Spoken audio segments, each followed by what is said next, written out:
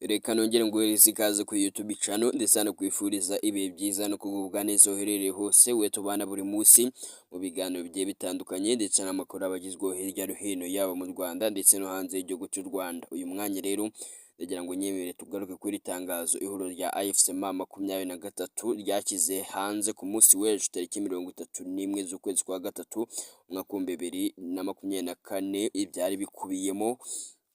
Gusa nimba ari ubwa mbere ugeze kuri YouTube channel kora subscribe kugira ngo tujye tubana buri munsi mu biganiro bigiye bitandukanye ndetse n'amakuru abagezweho hirya no hino yaba mu Rwanda no hanze y'igihugu cy'u Rwanda.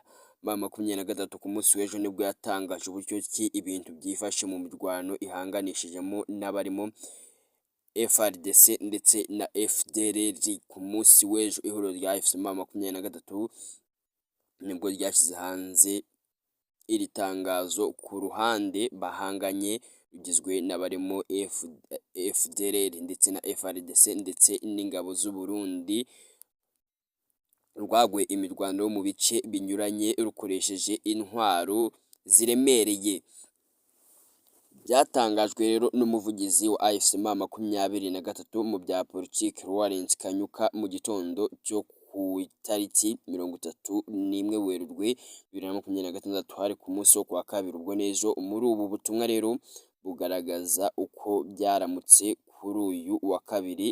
Kanyuka yavuze ko guhera mu masaha ya mu gitondo ku munsi wo kwa kabiri tariki ya 31 Werurwe 2026 ihuriro ry'ubutegetsi bwa Kinshasa rigizwe n'abarwanyi ba FARDC ndetse na FDLR, inyeshyamba za Wazalendo, abacancuro ndetse n'ingabo z'u Burundi batangije ibitero byagutse kandi byateguwe mu bice byose by'urugamba.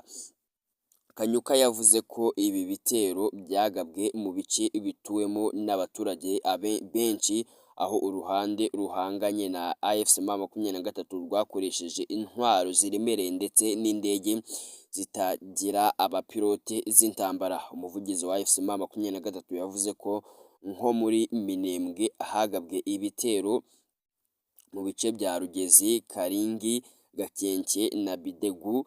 Kugeza aka kanya ibitero birakomeje nta guhagarika urugamba ndetse bikomeje gushyira mu kaga mu buryo bukomeye abaturage b'abasivile.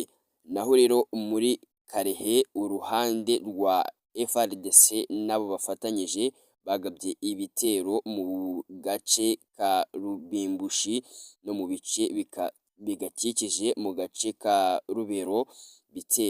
Ibitero byagabwe mu duce twa Kabesebesi na Mutondi, aho hose hajya hagabwa ibitero ku munsi w'ejo. Kanyuka yagize ati kubera ibi bitero bikomeje AFC M23 yamaganye yivuye inyuma icyemezo cy'ubutegetsi bwa Kinshasa cyo kurenga ku nzira y'amahoro bugahitamo inzira y'intambara. Yavuze ko aya mahitamo y'ubutegetsi bwa Kinshasa ashyira mu kaga ubushake bwari buhari bwo kubona umuti w'amakimbirane binyuze mu nzira y'amahoro zari zihari kuko byari byagarutsweho mu nama yari yabaye. Akamubwira ukomeze kugira ibihe byiza ndetse anagusaba gukora subscribe kugira ngo tubana buri munsi mu biganiro bitandukanye ndetse n'amakuru abagezweho hirya no hino.